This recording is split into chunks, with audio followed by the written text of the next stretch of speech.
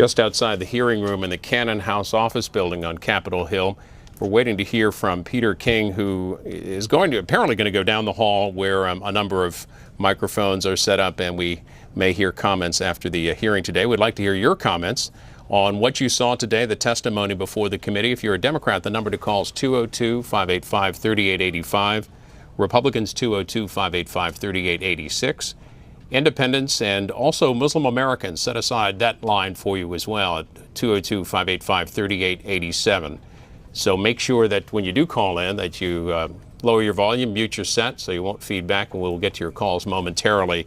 Lots of commentary also online at twitter.com/cspan. We're following the comments of folks who cover Capitol Hill, the members as well. One of those covering Capitol Hill is Amina Lee from Roll Call. We'll show you her tweet in just a moment. But the group, the Council on American Islamic Relations, has been tweeting as well. Here's one of their postings. They talk about the testimony of Andre Carson of Indiana. He is one of two Muslims in the U.S. House. And they talk about his testimony. They say that those who trust the judicial system most likely to provide useful information. Those who will feel targeted are less likely.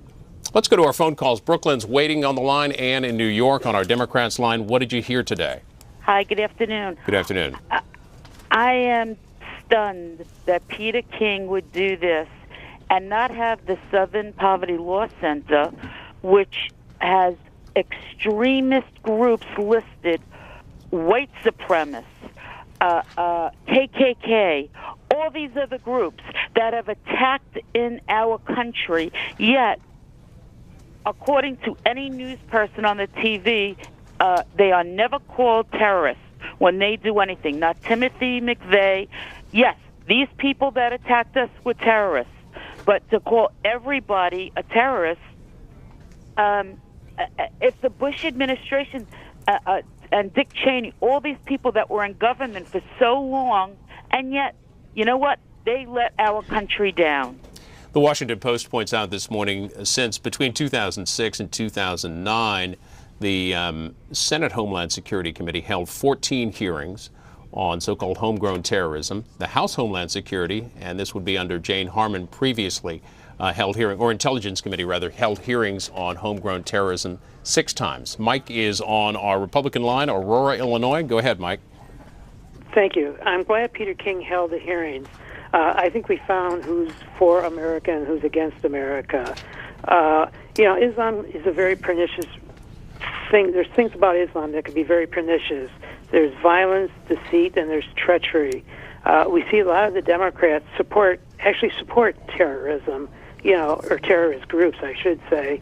And it's kind of disheartening. Now, you take away from the Democrats' opposition to the hearing that they support terrorist groups?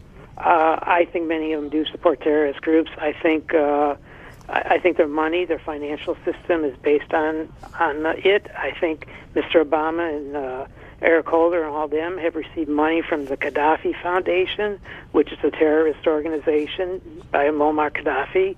We know he's funneled money through Louis Farrakhan and Reverend Wright, so some of that money's ended up in the Obama administration.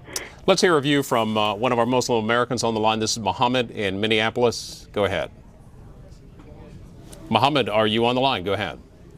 I'm sorry? You're on the air. Go ahead. Oh, many thanks for the opportunity, and I just wanted to express my reaction to the hearing today.